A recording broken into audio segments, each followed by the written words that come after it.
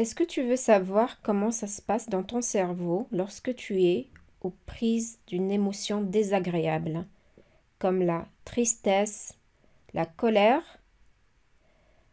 Alors, dans cette vidéo, je vais t'expliquer qu'est-ce qui se passe pour justement réagir en fonction de ça, prendre les bonnes décisions. On va commencer. Bonjour, je suis Latifa du blog femmesenpaix.com. Hier, je suis intervenue dans une conférence à Beauvais qui avait pour thème comprendre les émotions pour mieux les gérer. J'ai expliqué le rôle des émotions, à quoi elles servent. J'ai donné des pistes pour réagir à chaud. J'ai donné également des outils pour anticiper en amont et comprendre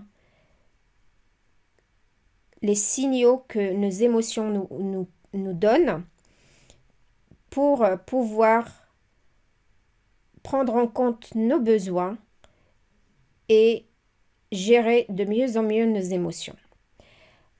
Alors, le thème de cette vidéo, j'ai pris un des slides que j'ai utilisé hier pour expliquer comment le cerveau réagit lorsque nous sommes sous l'effet d'une émotion forte, comme la colère ou la peur. Donc, on a 3 couches dans le cerveau. La première couche ici, qui est en rose, qui est le cerveau reptilien. Ça s'appelle reptilien parce qu'on le partage avec les reptiles. Ils ont le même cerveau. Et c'est une partie qui est responsable des fonctions automatiques dans notre corps, telles que la respiration, les battements de cœur, la digestion. Donc, l'information, quand elle arrive, elle passe d'abord par le cerveau reptilien qui juge si il n'y a pas de danger pour nous, il va passer aux couches supérieures. Parce que cette partie-là, elle est responsable de notre survie. Elle réagit très très rapidement pour nous maintenir en vie. La deuxième couche, c'est la partie, le cerveau émotionnel, le cerveau limbique également. Cette partie-là, c'est là où les émotions sont générées. La troisième couche ici, qui est en gris, c'est notre néocortex. Néo comme nouveau, parce que ça a été découvert en dernier. Et c'est cette partie-là qui est responsable de la réflexion.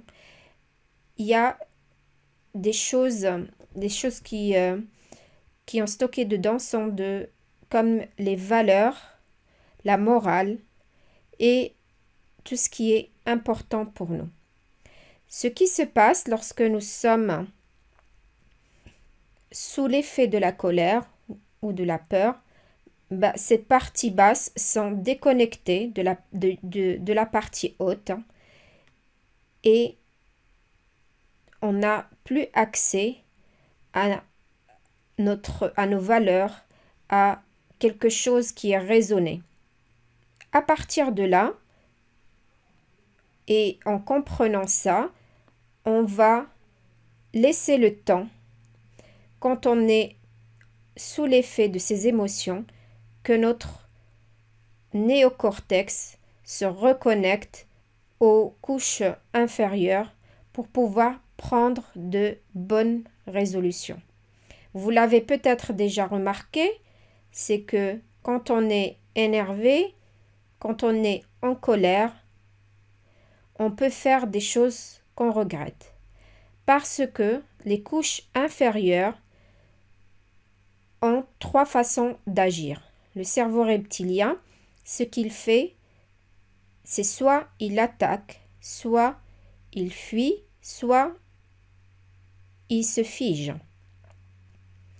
Donc attaquer, ça peut être physiquement ou par les mots. Fuir, ça peut être physiquement, Si par exemple on a un animal qui est en face de nous et qu'on sent un danger, on va fuir pour se protéger ou se figer, c'est-à-dire on va rester sur place à rien faire. À partir de là, donc, quand on est sous l'effet de ces états de colère, on va prendre le temps d'aller peut-être boire de l'eau, d'aller marcher, de faire du sport ou peut-être appeler quelqu'un une amie pour discuter avec elle, enfin changer et laisser le cerveau se reconnecter pour pouvoir prendre des décisions réfléchies. Ce que je voudrais rajouter dans cette vidéo, c'est que la partie du néocortex qui est en fait dans le cerveau de l'enfant qui n'est pas entièrement développée.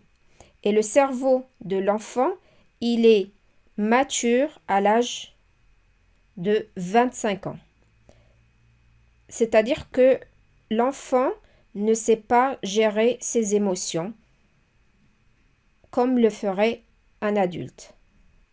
Et justement, c'est en lui montrant l'exemple qu'il va apprendre à gérer lui-même ses émotions. Merci d'avoir regardé cette vidéo jusqu'au bout.